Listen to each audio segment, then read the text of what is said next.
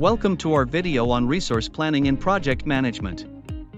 Did you know that only 2.5% of companies complete 100% of their projects? Resource planning is about allocating the right resources to the right tasks at the right time.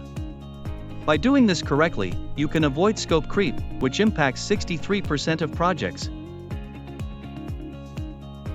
There are 4 critical steps to successful resource planning.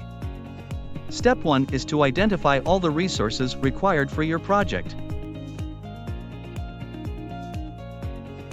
Step 2 is to estimate the time each resource will need to complete their tasks. This allows you to allocate resources more efficiently. The third step is to create a resource planning chart. This chart shows all the resources, their availability, and their tasks. Finally, ensure that you monitor and update your resource plan regularly. This helps you to identify and address any issues before they cause delays. In conclusion, resource planning is critical to project management success.